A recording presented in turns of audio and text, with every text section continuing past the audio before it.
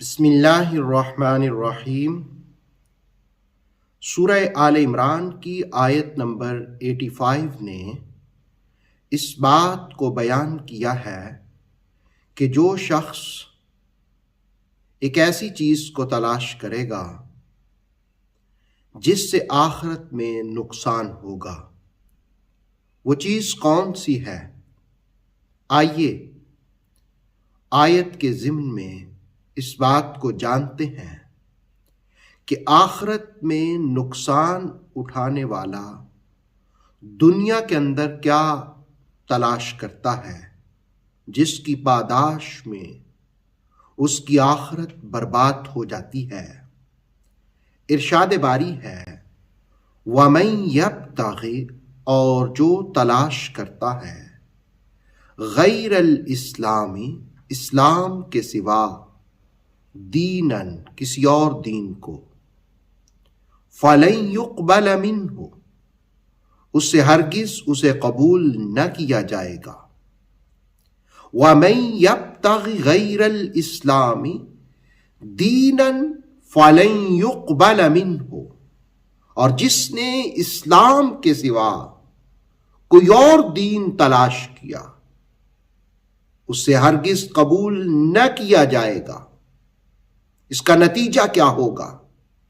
مرنے کے بعد اسے کس چیز کا سامنا کرنا پڑے گا؟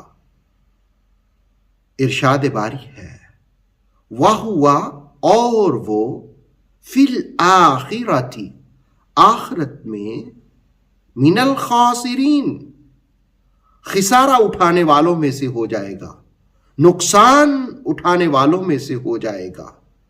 گویا آخرت میں نقصان سے جو بچنا چاہتا ہے اس کو اسلام کا دامن تھامنا ہوگا، اسلام کی تعلیمات کو سمجھنا ہوگا، اسلام کی تعلیمات پر عمل کرنا ہوگا، اسلام کو اپنے دل میں اتارنا ہوگا، اسلام کو اپنی روح میں اتارنا ہوگا، اور اپنی زندگی کے شب و روز میں اسلام کے مطابق عمل کرنا ہوگا۔ اگر ایسا کوئی شخص نہیں کرے گا تو قرآن حکیم نے کہا فَلَن يُقْبَلَ مِنْهُ، کوئی اور دین اس سے قبول ہی نہیں کیا جائے گا۔ گویا اللہ کے نزدیک قبولیت والا دین وہ اسلام ہے۔ إِنَّ الدِّينَ عِندَ اللَّهِ الْإِسْلَامُ، اللہ کے نزدیک دین اسلام ہے۔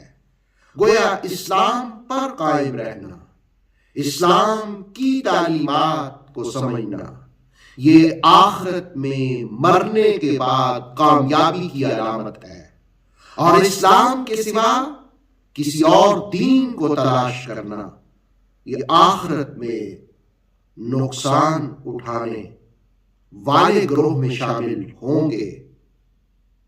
اللہ رب العالمین زندگی کی آخری سانسوں تک اور بعد میں بھی اسلام ہی پر قائم رہنے کی توفیق عطا فرمائے۔